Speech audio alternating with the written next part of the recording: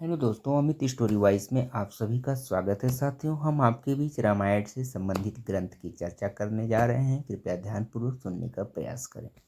साथियों, रामायण जो है हिंदू धर्म का एक प्रमुख ग्रंथ है, जिसे जो है महर्षि वाल्मीकि ने लिखा हुआ है। यह ग्रंथ साथियों भगवान राम के जीवन और उनके आदर्शों पर आधारित है। रामायण की कथा 24,000 श्लोकों में लिखी गई है और इसमें जो है कुल 7 कांड यानी साथियों 7 भाग होते हैं। तो सातों भागों को हम आपके बीच चर्चा करने जा रहे हैं। यह कहानी जो है भगवान राम, उनकी पत्नी सीता और उनके भाई लक्ष्मण और राक्षसों के राजा रावण के बीच के संघर्षों पर आधारित है, जो आपके सामने प्रदर्शित की जा रही है। कृपया आप सभी साथी ध्यानपूर्वक सुनने का प्रयास करें। साथ ही साथ चैनल पे नए हो तो सब्सक्राइब करना न भूलें। बेल आइकन को जरूर प्रेस करें ताकि आपके बीच हम ऐसी ही कहानियां हर सदैव लेकर उपस्थित रह सकूं। तो साथियों, रामायण की मुख्य कथा के बारे में बात करते हैं, जो कि नंबर 1 है बालकांड। तो साथियों, बालकांड क्या है, इसके बारे में हम जानकारी लेते हैं। तो साथियों, इस कांड में राम का जन्म अयोध्या के राजा दशरथ और रानी कौशल्या के घर हुआ। राम के जन्म के बाद उनकी सुंदरता जो है और गुणों की चर्चा हर जगह होने लगी। साथियों, राम को भगवान विष्णु का अवतार माना जाता है। भगवान राम को विष्णु भगवान का अवतार माना जाता है। और साथ ही साथ साथियों, इस कहानी से हमें बड़ी प्रेरणा मिलती है, जो कि आप अंत तक बने रहेंगे तो आपको सारी जानकारी बहुत ही अच्छे से मिल जाएगी। तो चलिए हम दूसरे पॉइंट की बात करते हैं, अयोध्या कांड। साथियों, अयोध्या कांड क्या है, इसके बारे में भी जानकारी लेते हैं।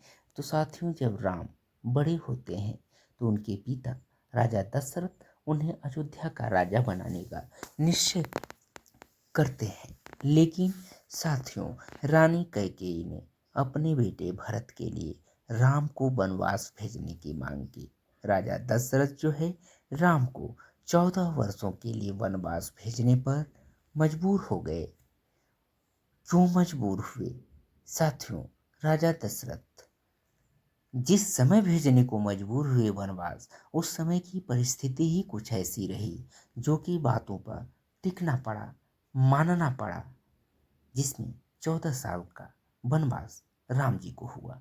फिर हम तीसरे पॉइंट अरण्य कांड की करते हैं कि अरण्य कांड है क्या, इसमें क्या लिखा हुआ है।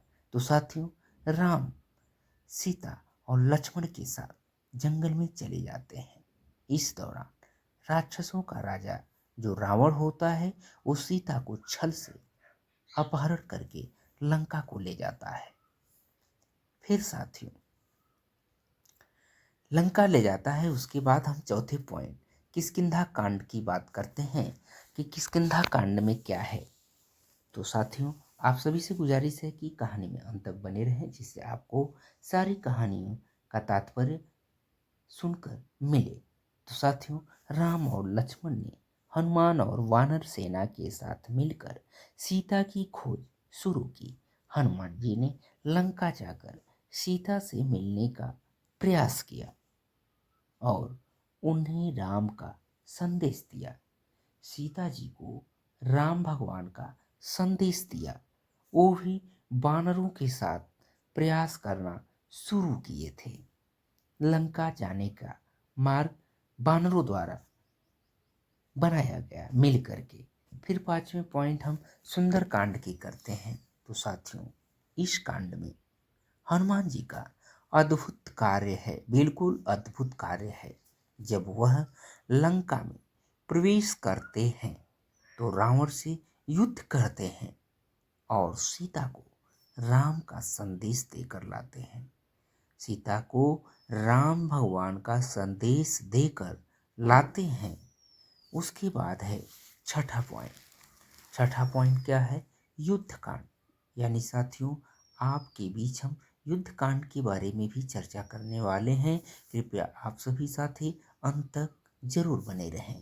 जैसा कि राम ने वानर सेना के साथ लंका पर आक्रमण किया, रावण से भीषण युद्ध हुआ और अंततः राम ने रावण को मार गिराया। तो साथियों, श्री राम भगवान ने राक्षसों के राजा रावण को अंतोगत्वा मार गिराया। फिर हम सातवें पॉइंट, लास्ट पॉइंट की बात करते हैं, उत्तरकांड। उत्तरकांड क्या है? तो साथियों, रावण के मारे जाने के बाद राम जो है सीता के साथ अयोध्या लौटे। अयोध्या में राम का स्वागत हुआ, उनका जो है राज्याभिषेक हुआ।